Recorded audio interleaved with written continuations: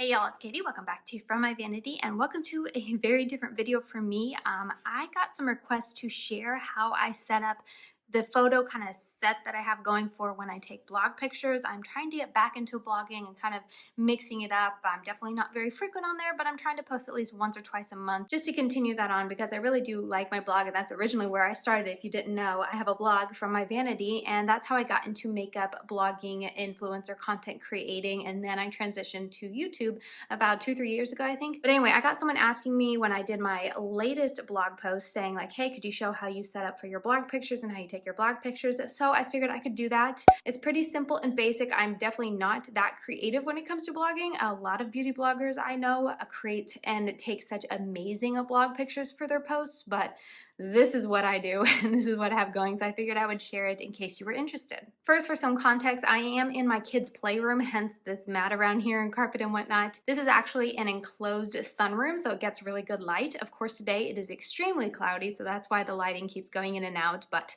I had to film this video today, so we're just gonna do it. And then in post, when I go to edit these pictures, I'll just add more warmth and to kind of counteract the coolness that's going on today.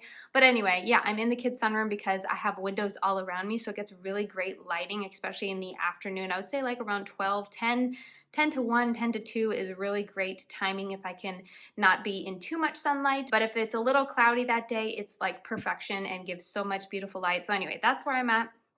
If there is an echo, it's probably just because I'm surrounded by windows. So anyway, that would be the first step. I try to make sure I find a location that is directly in front of an open window, but not in direct sunlight. So that's what I have going up here. The reason for that is I don't want too much shadowing. Like there is some shadowing because it is such a cloudy day. I'm just gonna roll with it for this picture. But if it was a nicer day, this shadowing wouldn't be as obvious because I'm kind of set where there's a ton of light, but not in direct sunlight, unless I'm going for that look in my blog pictures, which I'm going to be today because it's cloudy. So moving on to what I use on this board, and I'm also gonna pull you guys up, hopefully without shaking too much. But I'm also going to show you guys, I have that whiteboard, but then I have this board here, and then also, if I can show you, oh, it's backwards.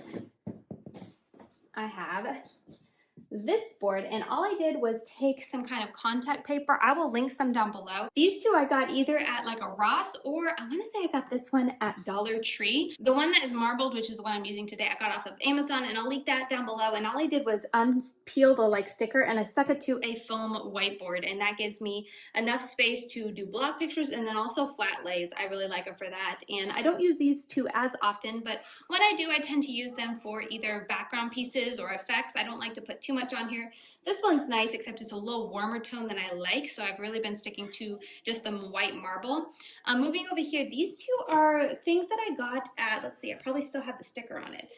I want to say I got these either at like a Hobby Lobby or Walmart, honestly. And I just find them in like the craft aisle, and they're just like a wood board. This one I know I got from Walmart. If I can find anything, I'll link it down below, but I like to pick these up for background pieces. For me, I like a lot of texture in my pictures in the backgrounds and kind of like what is laying on, and then also in the background. So I like this one for like the background because it gives a nice texture. I've used this for background and also for the bottom of it to lay pieces on because I like the wood texture, and I just like to mix and match textures for my pictures, and I always like to have something on the bottom and then something against the back so that when I'm taking pictures I can frame it all around that and make sure I just have those for my pictures, and that way I can always be changing up the background and the bottoms for my pictures without having to, like, you know, change up my house. It's just a temporary thing. So yeah, like I said, I'll link as much as I can, and then when it comes to like this other stuff, I get my flowers at Dollar Tree.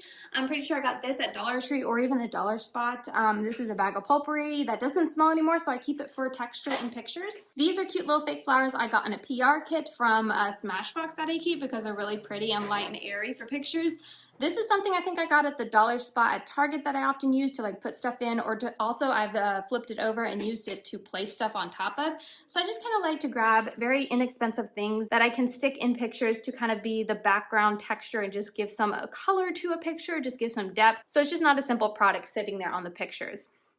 When I do my flat lays, I tend to get a lot more simplistic and I just use this board just because I am also taking those a lot more often, and I just kind of like simple flat lays. That's just something I like and I'm able to do, so I just stick to this marble board, and then I make sure I get a really good spot in this room, and I just take my pictures, you know, with my phone overhead, just looking straight down at it. That's kind of like my biggest tip if you're wanting to take blog pictures or even Instagram pictures and you want something interesting in the background. I often just grab things around my house when it comes to decorative for the pictures. So like instead of these, often I just grab something that's sitting on one of my shelves in my family room and I kind of put it in the background. I've grabbed my makeup brushes before to be a background accent. I just try to grab a couple things just to get some interest so that when I'm taking pictures, it gives the picture depth, it gives it a little more interest in the background. This kind of tends to get blurred out, so it gives the picture or whatever I'm taking a picture of a lot more clarity and more attention because it is the only thing in focus, and that's just what I personally like. So yeah, that's kind of it. Like I said, it was a super short and kind of simplistic video, but I just wanted to show you guys and, you know, answer any questions. Like I said, I'll link as much as I can below. I know I can find this on Amazon. If I find similar ones to the other ones that I used, I'll link it.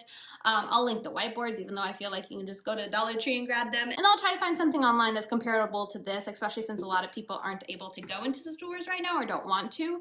That way you can have options for, you know, purchasing it online. When it comes to like what I use to take my pictures, I used to use my DSLR, but I've actually been experimenting with using my iPhone because I did get a new iPhone last year. I forget what it is. It's like the XS. Anyway, it takes really nice pictures, especially in like portrait mode. So I've been trying to use that more just to, you know, for it to be easier on me, but I've done both and I feel like both turn out great. Right now I have you guys sitting on a tripod, but honestly when I take my pictures, I like to kind of get down low, and because I am doing this on the floor of my kids' room, I can't put the tripod that low, so I tend to just hold it, and I like to get down low to get a really good angle to make sure I'm not, you know, getting above this and whatnot. And then in post, I use PicMonkey to edit all my pictures. I'll leave that link down below if you want to. It's not an affiliate in that like I am affiliated with them, but I am a member with them, and I don't know if they have like a membership referral bonus code. Whatever the case is, it's down there. I've been using it for, oh goodness, 4 years or more.